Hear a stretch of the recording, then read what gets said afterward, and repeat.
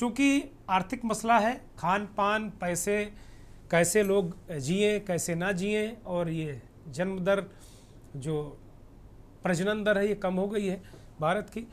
भारत बूढ़ा हो जाएगा 25-30 साल में बिना अपनी जो आर्थिक ऊंचाई है या आर्थिक तरक्की पूरी किए, आर्थिक तरक्की का मुकाम पर पहुँचे भारत बूढ़ा हो जाएगा। एक चिंता का विषय है। कार्यक्रम को प्रोफेसर कुंडू की तरफ ले जाते हैं। प्रोफेसर कुंडू, इसको एलन मस्क साहब बहुत चिंतित हो रहे हैं। हमारे पास जो रिपोर्ट आई है वो भी आपने पढ़ी होगी, देखी होगी, तमाम चीज़ें समझी होंगी। इसको क्या समझें हम?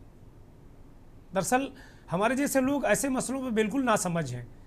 कभी एक तरफ देश के लोग ये कहते हैं, जो हमारे जिम्मेदार लोग हैं, बहुत सारे बच्चे पैदा करो, मुसलमान ये कर देंगे और इतना हो जाएगा, लेकिन जो रिपोर्ट आती है वो बिल्कुल आई ओपनिंग होती है।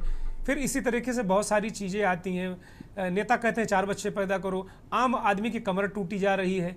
जो पर कैपिटा इनकम है वो बहुत भयानक स्थिति में पहुंच रही है। रोज़गार है नहीं, बच्चों को पढ़ाएंगे कैसे? एक बच्चा पैदा करके उसका खर्च बहुत भयंकर हो रहा है। प्रोफेसर कुंडू, इसको किस तरीके से देखें? और हम ये जानना चाहेंगे कि अगर ये कहा जा रहा है, इसमें एक आशंका जताई गई कि भारत बिना विकासशील हुए, विकसित हुए, अपने आर्थिक चरम को पहुंचे हुए ही बूढ़ा हो जाएगा, ये बात कितनी सत्य है?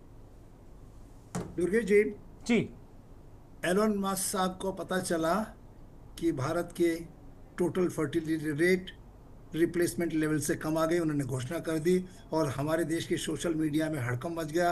राजनीतिक लीडर्स भी इस पर बहुत चिंता प्रकट करने लगे। आम आदमी को भी पता चला शायद इसी के जरिए।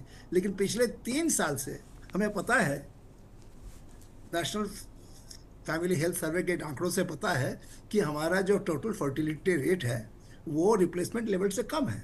सैंपल सर्वे उससे भी पता चलता है कि हमारे जो रिप्लेसमेंट टीएफआर जो है 1.9 2.0 के आसपास है। हमें जो यूएन का प्रोजेक्शन है वो बताया था कि हमारी पॉपुलेशन जो है पीक पे पहुंचेगी 2064 में। अभी लैंडसेट का रिसेंट डेटा, रिसेंट भी नहीं, वो भी 5 साल हो गए, उसने बता दिया नहीं, इंडिया का पीक जो है 2045 में ही आ जाएगा। तो ये तो हमें पता चला, लेकिन जब एलोन मस्क साहब ने बताया तो हम लोगों ने उसमें थोड़ा ज़्यादा चिंता करना शुरू किया। लेकिन मैं आपको ये बताना चाहता हूँ, मेरे को बताना चाहता हूँ, सॉरी, मुझे याद आया, a² + b² + 2ab के बराबर होता है a+b² जी। अगर ये एलोन मस्क साहब कह दें तो हमें पता चलेगा हाँ भाई, ये बहुत बड़ी बड़ी बड़ी बात कह दी जो बच्चों को पढ़ाया जाता है।